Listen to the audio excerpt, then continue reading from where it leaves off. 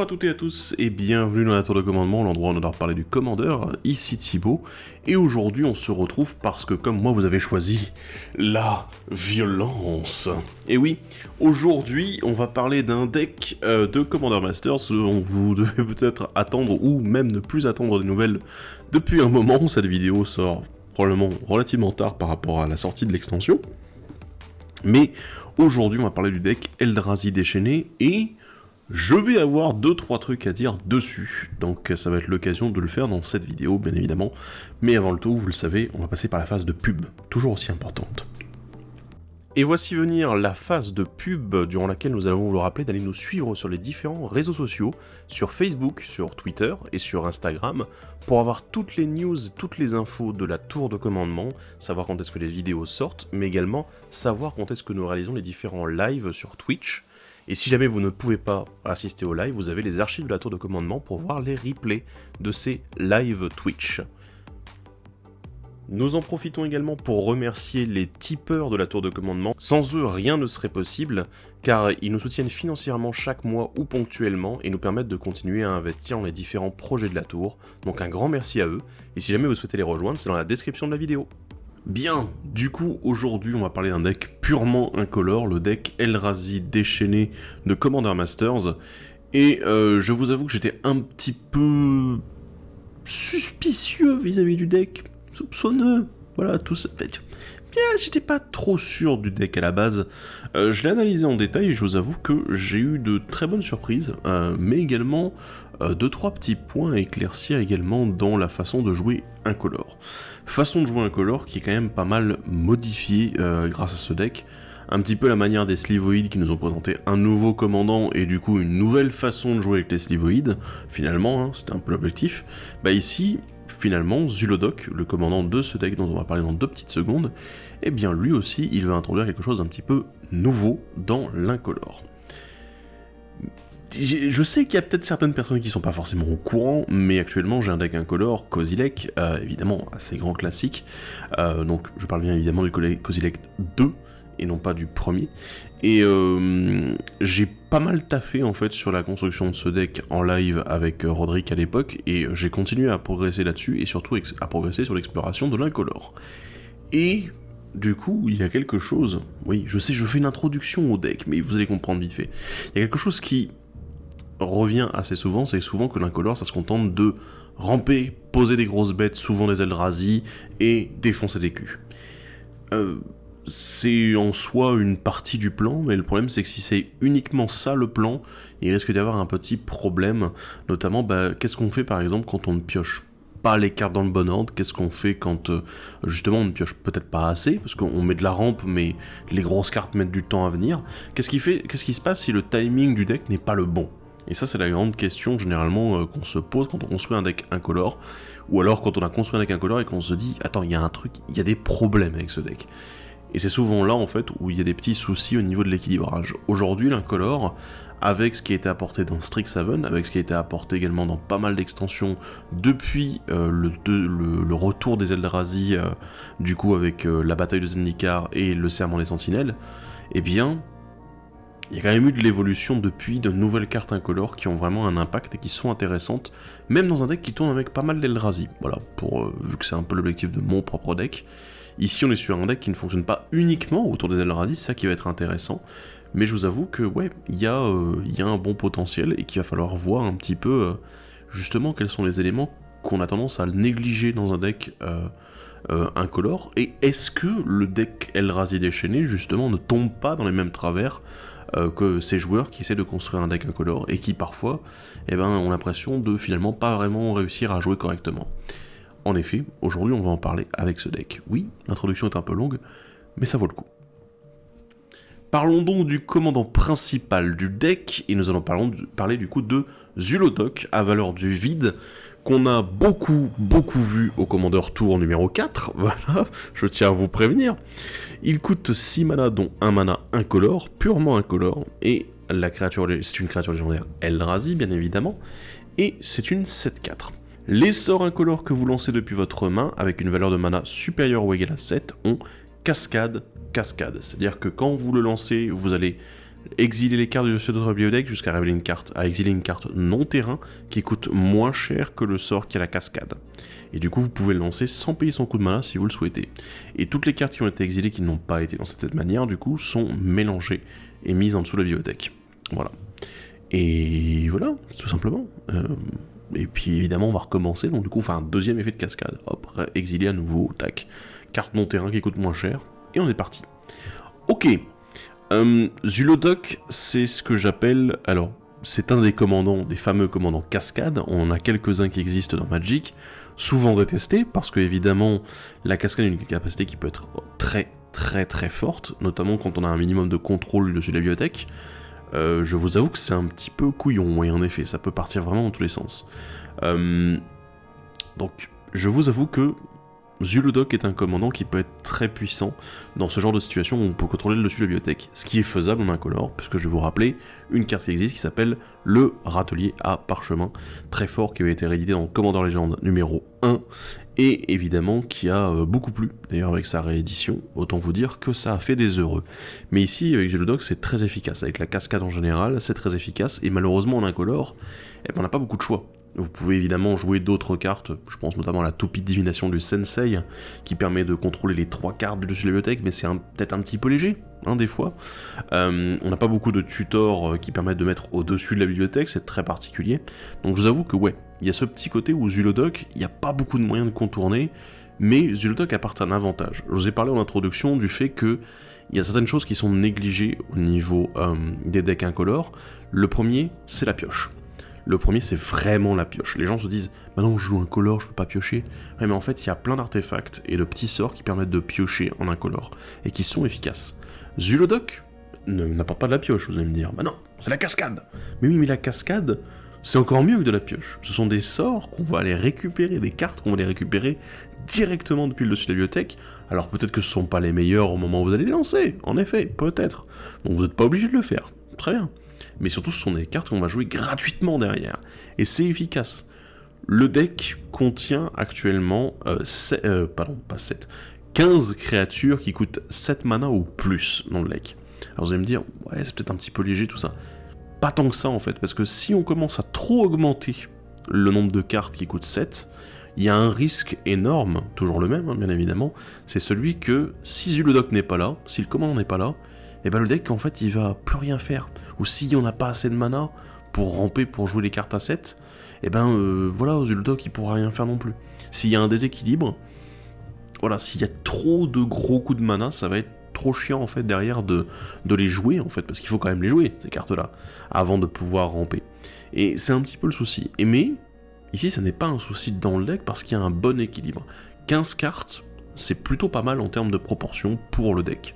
Derrière, évidemment, il y a une mana curve, puisque bon, on parle évidemment, avec Zulodok, c'est la cascade, donc c'est systématiquement moins cher. Du coup, tout ce qui est les coups de mana, l'organisation des coups de mana, est assez intéressante, parce qu'il y a beaucoup de bonnes cartes à 6 dans le deck qui sont super intéressantes.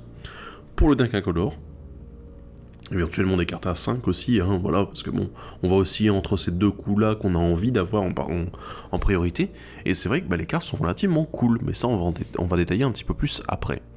Mais Zulodok, c'est un commandant voilà, qui apporte cette plus-value, ce côté je vais avoir des cartes en plus, récupérer plus de cartes, avec la cascade, pas avec de la pioche classique, bien évidemment.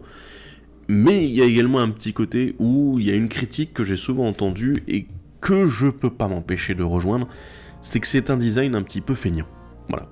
Le commandant est bon, bien évidemment, mais comme beaucoup de personnes que j'ai vues, ça se limite à je vais jouer des sorts à 7 qui sont forts, et je vais cascader sur d'autres sorts à moins de 7 qui sont forts aussi, et voilà. Et je joue incolore, donc du coup je joue vraiment des trucs forts. Et c'est un petit peu un design feignant parce qu'en fait Zulodok, il apporte une plus-value mais il donne pas une direction en fait, finalement c'est juste je veux juste lancer des sorts à 7 et ça va cascader 2 fois, c'est super, ça me sort 2 autres cartes en plus, c'est génial. Et là donc du coup je vais faire en sorte que toutes mes cartes soient très fortes dans le deck, comme ça je sais systématiquement, je fais pas une action très forte, je fais 3 actions très fortes en fait, et t'es là, ouais, mais en fait ça devient un good stuff incolore, ce qui est un petit peu décevant d'une certaine façon. Mais Zulodok est un bon commandant, et c'est une bonne carte qui pourrait être jouée dans les decks incolores en dehors de son propre deck. Voilà, c'est l'un des rares commandants également incolores à coûter une blinde, hein, voilà, il coûte que 6, Et évidemment, il y a quelques autres commandants, hein, je le sais très bien, vous le savez probablement, récemment on a eu quelques commandants beaucoup moins chers, à 3 mana en incolore par exemple, je pense à un certain Libérateur, qui est plutôt pas mal du tout, mais voilà, c'est l'approche du Lodoc, le gros mana de la stratégie incolore, bien évidemment. Et ça fonctionne bien.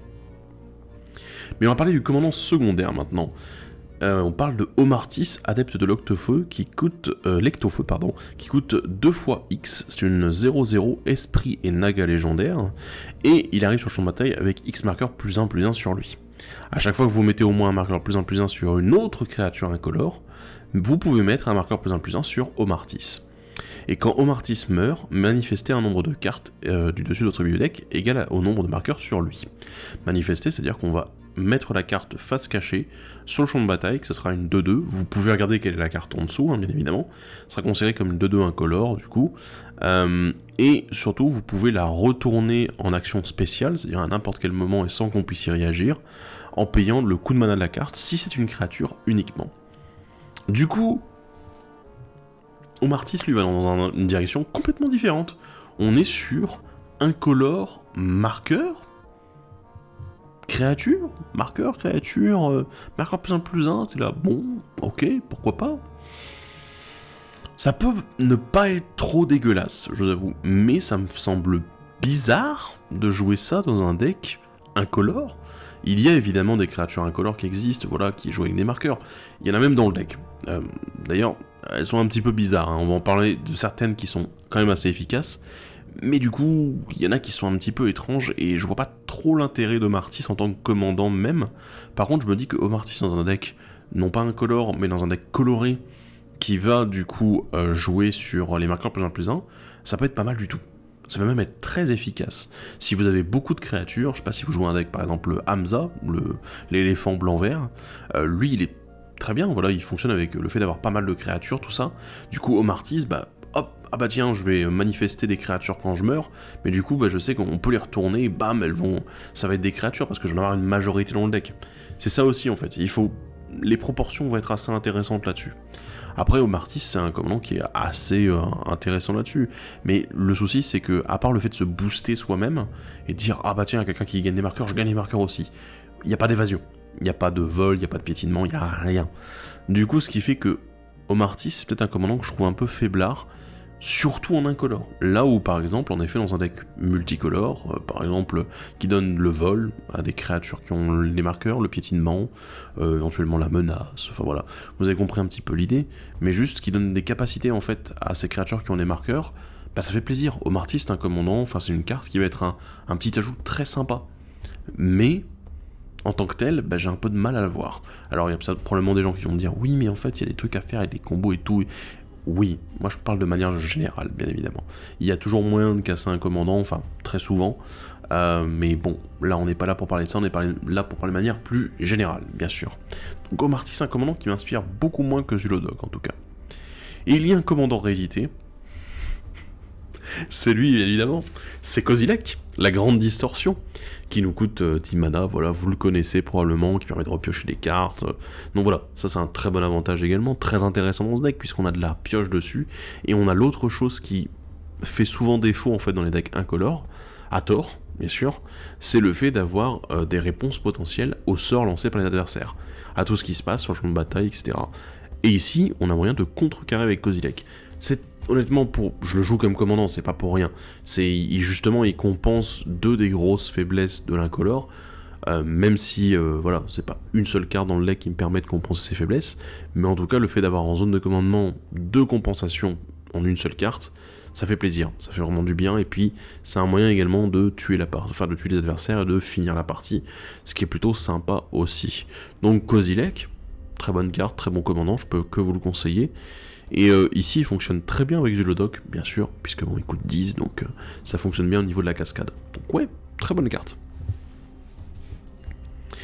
Parlons maintenant des nouvelles cartes du deck, il va y avoir des choses à dire, hein, parce que bon, on parle d'un nouveau deck purement incolore, avec des nouvelles cartes purement incolores, ce qui va du coup me faire beaucoup parler sur l'apport que ça donne dans les jeux incolores en général.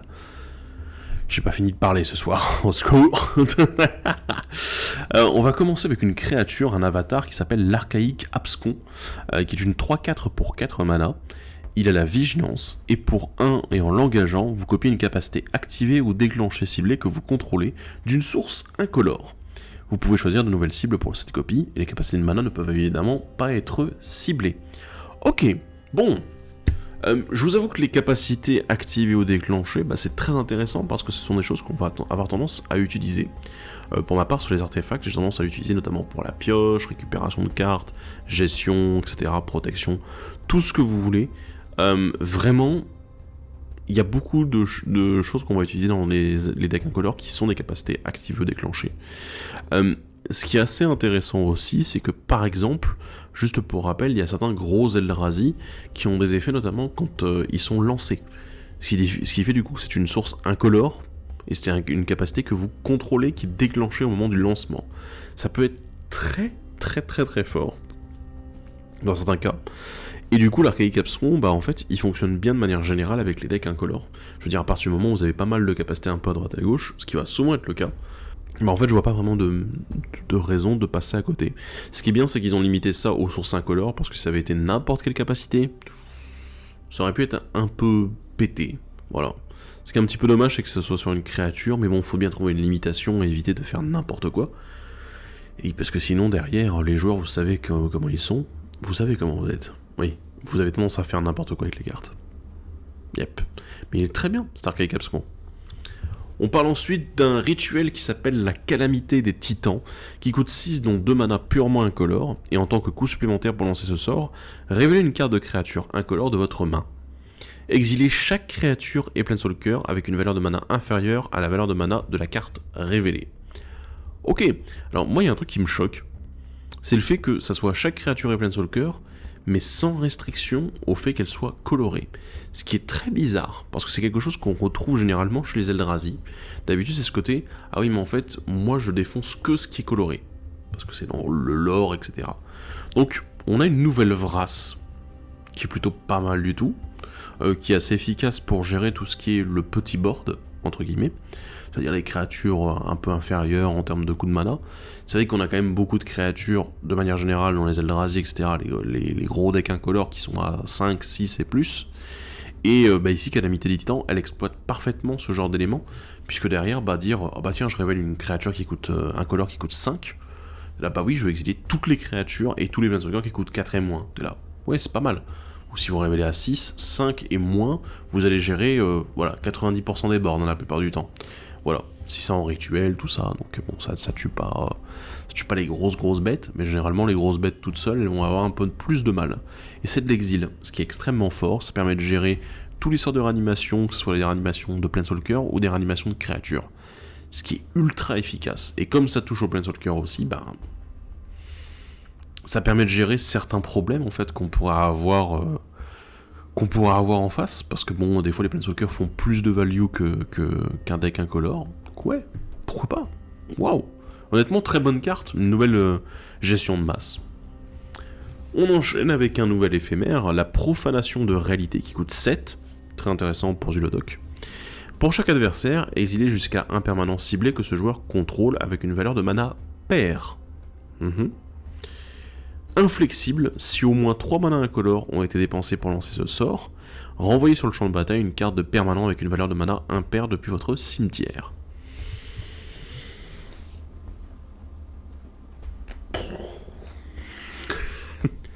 En fait, ce qui est très intéressant, le fait d'exiler un permanent par adversaire, c'est pas mal.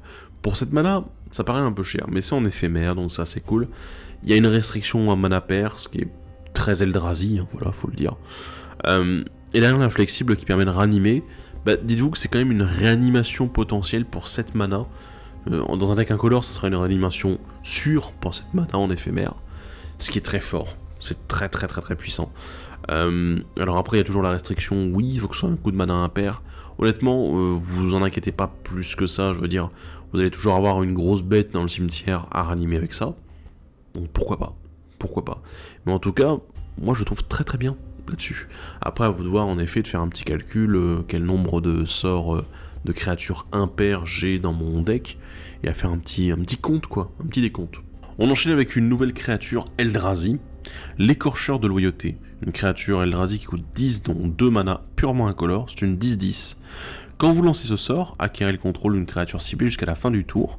Dégagez cette créature jusqu'à la fin du tour, elle a une force et une endurance de base de 10-10 et acquiert le piétinement, annihilateur 2 et la célérité.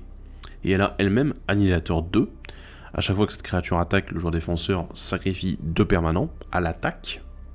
Et piétinement. Ok. Donc on retrouve ce côté un petit peu, il faut que les Eldrazi arrivent à gérer un petit peu les boards adverses éventuellement. Ah, il y a une grosse bête en face, petit peu gênant, bah pourquoi pas l'écorcheur de loyauté, qui est quand même très fort, et surtout, si ça avait été juste une prise de contrôle, ça aurait été amusant. Là, le fait qu'il y a en plus le côté, attends, on va booster force en endurance, lui donner des capacités en plus, l'annihilateur 2 qui est une des capacités qui a fait que les Eldrazi étaient détestés par la plupart des joueurs, probablement encore détesté aujourd'hui d'ailleurs, hein, n'est-ce pas? Vous vous manifesterez dans les commentaires, hein? Je vous fais confiance. Et ben, c'est vrai que l'écorcheur de loyauté, c'est une très bonne carte, mais on en revient quand même à la question du coût de mana. On est à 10 mana.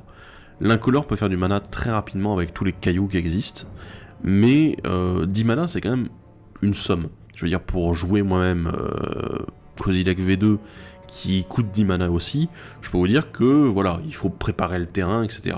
Donc du coup, l'écorcheur de loyauté récompense le mana qui va être dépensé pour le jouer. En dehors du fait que ce soit une grosse bête avec l'annihilateur, bien sûr.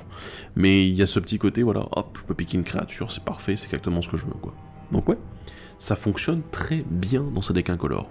J'aime beaucoup Wizard qui fait une référence à une de ses propres éditions, avec ce prochain rituel qui s'appelle l'Ascension des Eldrazi, qui est littéralement le set dans lequel on a découvert les Eldrazi, on a pu les voir pour la première fois. Et ça coûte 12 mana, dont 3 mana purement incolores. Ce sort ne peut pas être contrecarré. Détruisez un permanent ciblé, un joueur ciblé pioche 4 cartes, jouez un tour supplémentaire après celui-ci, exilez l'Ascension des Eldrazi. Ok.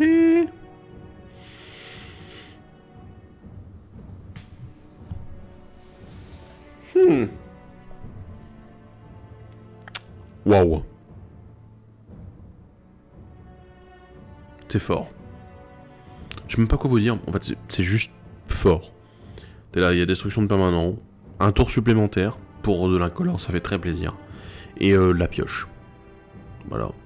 La pioche, comme je l'ai dit, c'est un élément essentiel, on a besoin de cet élément-là pour réussir à redonner du gaz, surtout dans un deck incolore. Et le fait de dire, alors j'ai quand même dépensé 12 mana, donc je suis déjà dans un état un peu avancé de la partie. J'ai réussi à dépenser tout ce mana pour ce sort. Déjà, je vais regagner un tour supplémentaire. Parce que finalement, c'est ça. C'est juste, pour 12 mana, je dégage tous mes permanents, et je vais piocher 5 cartes, puisque c'est le du tour en plus. Et on est parti. Et t'es là. Ok, bon, bah pourquoi pas. Et en fait, il y a ce petit côté qui est assez intéressant. Et là où on voit que l'Ascension des Eldrazi, c'est avant tout une carte de plus-value. C'est pas une carte qui est là pour « Oh Dieu, je vais tout casser !» T'es là. Non, c'est une carte de plus-value qui va permettre juste de dire « Vas-y, je remets du gaz, je me permets une phase d'attaque supplémentaire, je permets un entretien supplémentaire, tout ça. » Tout le contenu d'un tour, avec une seule carte. Et je me redonne surtout beaucoup de gaz. Ça, c'est important. Ça, c'est intéressant. Et c'est ça qui fait pour moi que l'Ascension des Eldrazi, c'est une très bonne carte, pour le coup. La suivante est plus petite. C'est une cigale fuyarde, un insecte qui coûte 3. C'est une 2-2. Et elle a le flash, et vous pouvez lancer les sorts incolores comme s'ils avaient le flash. Et à chaque fois que vous lancez un sort incolore, jusqu'à la fin du tour, elle gagne piétinement, et plus X, X étant la valeur de mana de ce sort. Ouais, une petite cigale qui peut bourrer comme un gros sac. Voilà. Oh bah tiens, je joue écorcheur de loyauté, hop, elle va gagner plus 10, pourquoi pas. Mais je vais aussi faire en sorte que, voilà, j'acquiert le contrôle, hop, de cette créature-là, qui est la mienne déjà. Et 10-10 annihilateur pétinement, allez hop, on est parti. Ok, pas mal. pas mal du tout. Seagull Fuyard, en fait, ça fait partie de ces cartes, honnêtement, dans les jeux incolores qui manquent. Il y a beaucoup de personnes qui se disent, ouais, mais comme incolore rampe et ensuite joue des grosses bêtes, bah du coup, il me faut que les grosses bêtes. C'est faux. Il vous faut aussi des petites bêtes parce que si vous piochez pas votre rampe tout de suite, ou si vous piochez pas vos grosses bêtes tout de suite, il vous faut autre chose à jouer. Il vous faut d'autres créatures qui sont intéressantes, qui seront intéressantes à jouer durant les 2-3 premiers tours. Voilà, qui vont vous apporter un petit quelque chose. Et la Seagull Fuyard, bah en fait, elle est pas mal du tout. Le flash au sort incolore, c'est loin d'être nouveau, hein, je veux dire, on a eu du coup Libérateur, dont je vous ai parlé un petit peu plus tôt, qui fonctionnait pareil, qui lui-même avait le flash, qui se boostait en plus. Donc voilà, on retrouve un petit peu ce côté-là entre Libérateur et la Cigale, ils sont un petit peu cousins, quoi, comme ça. Mais la Cigale, moi je la trouve intéressante, et surtout, même en fin de partie, si vous allez commencer à jouer des gros sorts, elle va être utile parce qu'elle va gagner son boost. C'est pas mal du tout. Et puis surtout, elle gagne le piétinement en plus. Donc, oui, évidemment que oui. On continue avec un nouvel enchantement incolore, qui coûte 4, c'est la maîtrise du Guin. A chaque fois que vous lancez un sort de créature incolore, manifestez la carte du dessus de votre bibliothèque, je vous l'ai expliqué tout à l'heure, on met face cachée de 2, etc. Et à chaque fois que vous attaquez avec des créatures d'une force totale supérieure ou égale à 6, vous pouvez retourner face visible une créature face cachée que vous contrôlez. La maîtrise du Guin est une carte assez intéressante, je vous avoue, parce que on a ce côté où on va avoir une plus-value, encore une fois, avec ce petit côté, ah bah tiens, on va manifester des cartes dessus la bibliothèque, ce qui fait que, bah en fait, avec le fonctionnement de la maîtrise du Guin, on va cheater le coût des créatures et des autres permanents. Oui, je parle bien des permanents, parce que si jamais vous manifestez un éphémère ou un rituel, le problème c'est que si vous essayez de le retourner, bah en fait il est sur le champ de bataille, endroit où les éphémères rituels ne peuvent pas aller, et du coup, bah, vous allez juste la révéler et la laisser face cachée. Voilà. Donc à ne pas essayer, bien évidemment. Honnêtement, je suis assez fan, je vous avoue. C'est une bonne plus-value supplémentaire. Apporté par la maîtrise du Guin. On a ce petit côté, on va quand même attaquer un minimum pour pouvoir manifester des cartes qui normalement ne devraient pas pouvoir être retournées, donc je pense bien évidemment aux autres permanents hors créatures, puisque la manifestation permet de retourner les créatures, mais pas les artefacts, les enchantements, bon, s'il n'y en a pas beaucoup en incolore, les planeswalkers et les terrains, voilà, donc c'est un peu dommage, mais du coup ici on permet de récupérer ça et de retransformer ces cartes manifestées. C'est pas mal du tout, moi j'aime bien. Le concept est plutôt bon et surtout la carte est pas chère pour ce qu'elle fait. C'est un bon avantage et c'est très intéressant. J'avoue, voilà. Peut-être pas à jouer dans tous les decks incolores, si jamais vous jouez beaucoup autour des artefacts, qu'il n'y a pas beaucoup de créatures, c'est vrai que ce serait bien que la maîtrise du Guin, vous puissiez dire, bah une fois sur 2, je sais que c'est une créature qui va être manifestée, donc du coup, paf, je peux la retourner, ou une fois sur 3. Et j'aurais pas forcément utilisé la capacité de la maîtrise pour que ça fonctionne. Mais voilà, c'est bien intéressant pour le coup. Et on continue, et on finit même les nouvelles cartes de ce deck avec le monolithe de Sombre Acier, bien évidemment. Un artefact qui coûte 8, indestructible, une fois par tour, vous pouvez payer 0 mana à la place du coût de mana d'un sort incolore que vous lancez depuis votre main.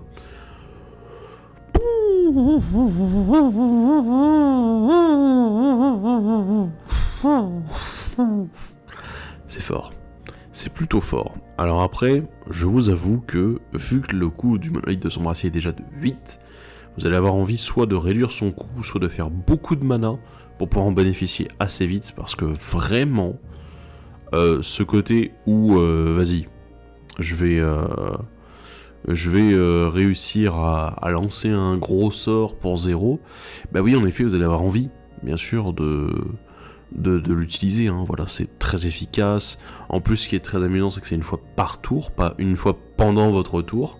Donc si jamais vous avez des éphémères éventuellement à lancer, on pense à ceux qu'on a vus juste au-dessus, eh bien vous pouvez lancer pendant les tours adverses sans payer leur coût, c'est très efficace aussi.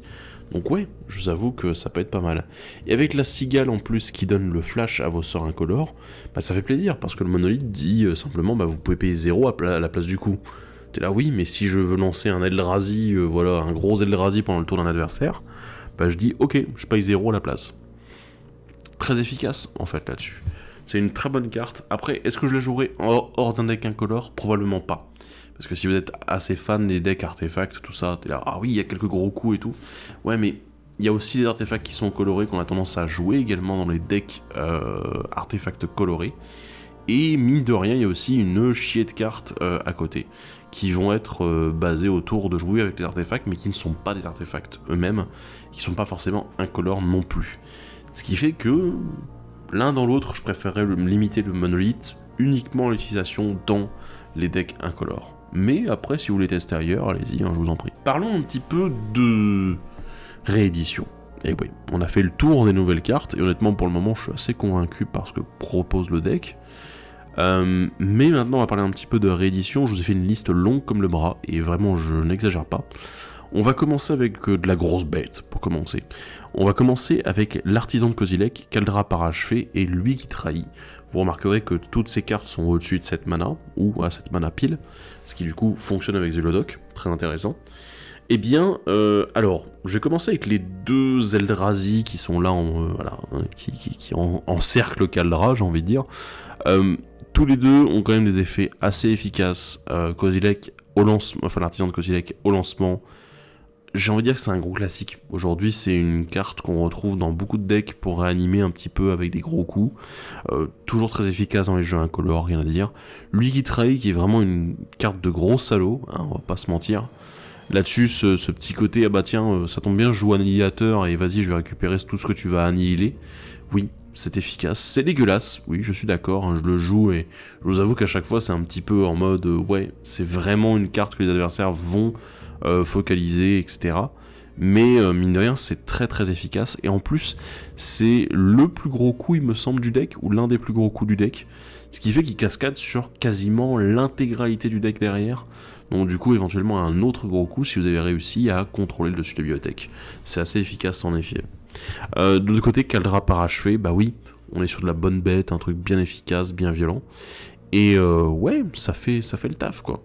Évidemment, voilà, on a une germe qui est noire, qui n'est pas incolore. Quelle trahison.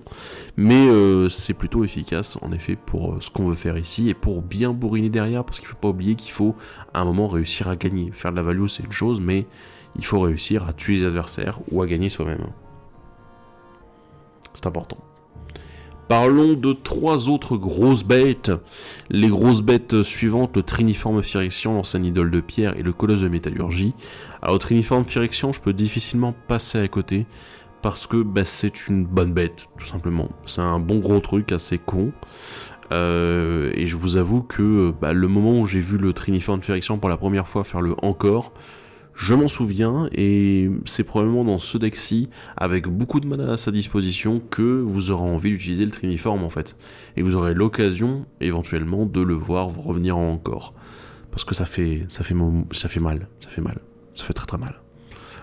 L'ancienne idole de pierre et le Colosse de Métallurgie, en fait, ce qui m'a amusé, c'est le fait que ce sont de grosses bêtes, mais qui réduisent leur coût. Le Colosse de Métallurgie va être très simple à réduire en coût, parce que souvent, les jeux incolores, quand même, jouent beaucoup d'artefacts pour la rampe, pour d'autres côtés utilitaires, etc. Et c'est ce que vous avez envie, en fait, tout simplement. Le Colosse de Métallurgie, bah, lui, il s'en fout des créatures artefacts. Il veut uniquement des artefacts non créatures. Et vous allez en avoir, forcément, dans ce deck. Parce que il va y avoir toute la rampe, il va y avoir tout ce qu'il faut. Et au cumul, bah, en fait, ça se trouve, vous pourrez le payer beaucoup moins cher. Mais avec Zulodok, qui regarde juste le coût de base de la carte, c'est-à-dire là, 11 mana, bah, vous allez pouvoir cascader sur beaucoup de choses. Donc c'est très très intéressant. Pareil pour l'ancienne idole de pierre avec ce petit côté, ah bah tiens, moi je fais avec les créatures qui sont en train d'attaquer. Mais c'est pas forcément les vôtres, c'est ça l'avantage, ça peut être celle des adversaires. Et du coup c'est très cool, vous pouvez réduire le coût, mais Zulodok va quand même cascader 2 fois. Let's go. Parlons un petit peu gestion, une autre chose que les gens ont tendance à oublier du coup dans les decks incolores, ou à négliger, ou à se dire ça n'existe pas. Ouais, alors déjà on va rappeler la présence dans ce deck et dans les stratégies incolores de All is Dust, tout n'est que poussière, qui est probablement l'une des meilleures gestions existantes dans le format, hein, je vais le dire. C'est très très très très très efficace, et honnêtement ouais, ça défonce des culs quoi. Donc grand classique, le sacrifice de masse des permanents colorés, let's go. Pourquoi pas, bien évidemment.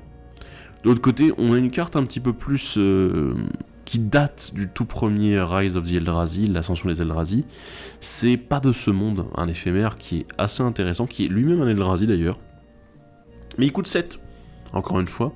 Mais on peut réduire le coût encore une fois. Ce qui fait que Zulodoc, bah lui, il va être très intéressé par ce genre de carte. Voilà, ce petit côté, ah bah tiens, c'est censé coûter 7, mais en fait, bah non. Ça coûte 0. Mais derrière, je le cascade quand même. Parce que pourquoi pas. Et un petit dernier que personnellement j'ai beaucoup recherché et que j'ai beaucoup mis de temps avant de l'obtenir, c'est le Caveau du Péril, parce que c'est une carte qui n'a pas été beaucoup rééditée. Et ouais, c'est une bonne carte de gestion de masse. Par contre, je vous avoue que pour vous, ça doit vraiment être le bouton rouge, c'est-à-dire le moment où quelqu'un, où ça commence à vous casser un petit peu trop les couilles à la table, bam, on lance le Caveau du Périple, éventuellement on peut l'activer. Et c'est violent, il y a rien pour contrer ça, et c'est assez ultime pour le coup. Et je vous avoue que je me le suis tapé récemment en plus, hein, le Caveau du Péril, et ouais, ça fait très très peur. Évidemment ça fait peur aussi au contrôleur, parce que c'est de l'exil quand même, mine de rien. On parle pas juste de simplement mettre au cimetière, mais ouais, c'est très efficace, et ça vaudra le coup en effet de le garder dans les gestions du deck. À voir risquer péril bien sûr. Alors, j'ai pas pu m'empêcher de parler de petites créatures. Parce que, en fait, c'est important. Comme je vous l'ai dit, si jamais vous n'avez pas la rampe, si jamais vous n'avez pas encore les grosses créatures qui sont là, les petites créatures, elles sont là pour boucher les trous, et elles sont assez efficaces, ma foi. On a le grand serpent Anorok, le marcheur porte-hangar, et le reforgeur de matière. Grand serpent Anorok que j'aime beaucoup, c'est une carte qui a beaucoup de qualités, beaucoup de mots-clés, beaucoup de capacités très intéressantes, donc c'est cool. Le marcheur porte-hangar que beaucoup négligent un petit peu dans les jeux incolores, et encore une fois à tort, puisque vous pouvez investir beaucoup de mana dans cette carte en fin de game, et derrière créer plein de petits bloqueurs 1-1 vol, ou de petits attaquants 1-1 vol bien évidemment, quand il pourra, quand il mourra, s'il a pu réussir à se booster bien sûr. Ces deux-là, je trouve qu'il y a peut-être trop un rapport avec le commandant secondaire et pas assez avec le commandant principal, mais ce sont quand même des bonnes cartes. La troisième, le reforgeur de matière, on est purement et simplement sur de l'Eldrazi, mais également sur du cheating de coups. Ce qui fait qu'on est sur une simili-pioche, en soi, une simili-plus-value que la pioche nous apporterait, et ça fait plaisir là-dessus. Parlons un petit peu mana. Alors, honnêtement, je n'avais pas la foi de vous mettre tous les cailloux du deck qui sont bien. Voilà, je n'ai rien à dire. Ils sont bien, ils sont intéressants, ils sont sympathiques. Moi, je vais vous parler de deux cartes en particulier, des réducteurs ou augmenteurs, réducteurs de coût ou augmenteurs de mana, Ugin l'ineffable et Monument abandonné. Tous les deux très bons. Et Ugin l'ineffable parce qu'en plus d'être un moyen de réduire les coûts, c'est également un moyen de créer du board, c'est un moyen de gérer du board. Et le Monument abandonné, lui en comparaison, il est vraiment sur la plus-value incolore en général. Donc que ce soit dans un deck purement artefact, par exemple, vous avez envie de jouer mono-artefact, pourquoi pas en incolore, ou bien dans un deck en effet Eldrazi ou incolore en général, le good stuff value, tout ça. C'est une excellente carte, je veux dire, voilà, pas plus tard qu'aujourd'hui j'ai joué mon deck Kozilek, et le Monument abandonné m'a permis littéralement de jouer, voilà.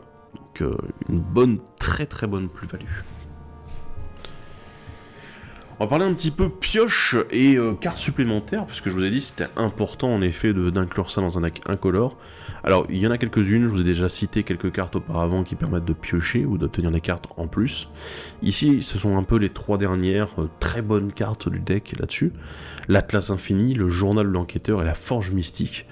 L'Atlas Infini je suis très fan. Alors le seul problème que moi je vois avec l'Atlas Infini dans ce deck, c'est que mine de rien pour un deck incolore on a tendance à beaucoup utiliser des terrains spéciaux qui font de l'incolore. On en profite, on peut rarement en jouer autant dans un même deck sans que ce soit des bilans en fait dans tous les sens. Non, en tant que terrain incolore utilitaire, en fait c'est ce deck qui tient un petit peu la palme, cette stratégie autour de l'incolore qui fait que ouais vas-y, je peux me lâcher, je peux en jouer un max. C'est le souci parce que l'Atlas Infini lui a besoin de 3 terrains du même nom. Ce qui finalement fait assez peu, vu le nombre de terrains incolores, des lands du coup, les wastes, qui du coup circulent généralement dans les decks incolores. Souvent ça va être, ah bah tiens je vais améliorer, rajouter tel terrain incolore parce que c'est utile, tout ça. Et du coup les landes, elles finissent un peu à la poubelle là-dessus. Le Journal de l'Enquêteur, lui, il est très bien, s'il y a un board en face, c'est super intéressant, c'est une bonne carte, voilà. Vraiment j'ai rien à dire. Et la Forge Mystique, c'est le même genre, bien évidemment. Je vous invite pas évidemment à rajouter le reste de la combo pour jouer dans le deck, voilà, c'est pas l'objectif non plus, mais c'est assez intéressant en effet. Et j'avais envie de parler de 3 terrains en particulier. Alors honnêtement, les terrains sont très bons dans le pack, voilà. La majorité c'est des terrains que j'ai justement dans mon propre deck Eldrazi incolore, donc c'est pour vous dire, c'est quand même du bon matos. Mais ici, il y a ces trois-là qui m'ont un petit peu interpellé, de la bonne façon bien sûr. Hein. On a le Reliquaire des Dieux abandonnés, le Temple Eldrazi et la Salle de Guerre. Et Reliquaire des Dieux et le Temple Eldrazi sont super pour ce genre de deck. C'est exactement ce qu'on veut. Après, je pense que le deck de base, est-ce qu'il y a suffisamment d'Eldrazi? C'est la grosse question. Parce que là, j'ai quasiment fait le tour de ceux qui sont dans le deck. Hein. Il m'en reste quelques-uns que je n'ai pas abordés. Mais du coup, c'est la grande question là-dessus. Est-ce que on a envie de mettre plus de cartes d'Eldrazi pour jouer avec le Temple Eldrazi? Vous avez 1 heure. Non, je déconne. Mais voilà, vous aurez peut-être le temps de réfléchir et de vous dire est-ce que le Temple Eldrazi est réellement efficace dans mon deck les 3 quarts du temps? Peut-être, peut-être pas. Voilà. Ça va dépendre de l'équilibrage de votre deck. Et enfin, on termine avec la Salle de Guerre. La Salle de Guerre, qui évidemment dans un deck incolore, c'est un must-have. Je veux dire, il n'y a pas de perte de points de vie, c'est juste de la pioche sur un terrain, ça fait plaisir. Donc ouais, vraiment très efficace dans ce deck. Du coup, le bilan un petit peu de ce deck autour des Eldrazi, et autour des, j'ai envie de dire plus de l'incolore que des Eldrazi spécifiquement. Parce que c'est là aussi où il faut faire la distinction, je trouve qu'il n'y a pas forcément énormément d'Eldrazi pour un deck Eldrazi, alors qu'il y en avait plein de petits Eldrazi intéressants dans tous les sens. Ils ont quand même essayé de se limiter, de faire calmos un petit peu au niveau des joueurs. C'est un bon deck. Le matos proposé dedans est plutôt bon, de manière générale. Il n'y a pas vraiment de quoi se plaindre. Il y a probablement 2-3 choix en termes de choix de créatures, de choix de cartes, qui sont très orientés autour de Zulodok, en mode on va réduire le coût, on va réussir à faire une petite réduction de coût à droite à gauche pour bien cadrer, essayer d'optimiser en fait l'utilisation du Zulodok. Ce que je peux comprendre, bien évidemment. Mais derrière, je trouve ça un petit peu bizarre, je trouve que c'est un petit peu moyen. Sur cette partie-là, du moins. Après, le reste est très intéressant, il y a de très très bonnes cartes qui sont rééditées dedans, et ça fait vraiment plaisir. Mais voilà, ce petit côté, ouais, des fois où c'est un petit peu, ouais, bof, ça pourrait être mieux, voilà. Et ben oui, on le retrouve sur certains choix, en fait, qui sont un petit peu bancals, voilà, pas au top. Mais honnêtement, de manière générale, le deck a quand même une bonne direction, il a de bons soutiens. Bon, les cartes qui fonctionnent avec le commandant secondaire sont pas forcément au top, mais elles sont pas nombreuses, donc ça va, c'est pas non plus un énorme travail à faire que de retoucher ce deck-là. Mais je le trouve assez bien foutu. La seule chose qui fait penser qu'il pourrait être déséquilibré, et qui a fait penser à beaucoup de monde que ça pouvait être le cas, c'est simplement le fait que on joue avec des grosses bêtes, des gros coups, on fait de la plus-value en plus dessus. Ça commence à être un petit peu agaçant en effet quand on est là. Mais oui, mais moi je joue mes petites créatures et tout, j'ai envie de me poser. Et là, bam, on rampe comme des gros salauds parce que le deck en contient de la rampe. Et derrière, bah vas-y, T4, je t'ai lancé Zulodok, T5, voilà, je cascade sur une grosse créature, une grosse bébête, un gros spell. Et ça fait plaisir, quoi. Mais il y a ce petit côté en effet où la structure très good stuff et surtout plus-value de fou avec la cascade, ça peut être agaçant pour certaines personnes, à tel point que j'ai déjà vu des games où Zulodok, en fait, touchait le board, il partait aussitôt. Voilà. Donc c'est vraiment, hop, vas-y, t'es dégagé parce que je te l'exile, je te le détruis, etc. Et du coup, les adversaires sont là, ah ouais, non, mais bon, c'est chiant. Et vous, en tant que joueur, bah, vous vous retrouvez à devoir attendre d'avoir le mana pour lancer Zulodok une seconde fois, ce qui fait qu'il coûtera 8 tout simplement, et c'est quand même assez élevé. Là-dessus, probablement aussi une petite amélioration à faire pour protéger un peu le commandant, et protéger surtout les moyens de le récupérer. Voilà. Bref, j'espère que ça vous a plu en tout cas, que vous avez des avis également à donner sur ce deck Eldrazi déchaîné. En tout cas, moi j'avoue que j'ai été assez convaincu par le deck de base, même si bon, il y a probablement 2-3 améliorations, comme d'habitude, qui peuvent être envisagées pour ce deck. En tout cas, merci à vous d'avoir suivi cet épisode, n'hésitez pas à passer dans les commentaires, à lâcher un petit like, à vous abonner, etc. Tout ça, magnifique. Et on se retrouve dans la prochaine vidéo pour parler d'autre chose. Et oui, sur ce, à la prochaine, bye bye.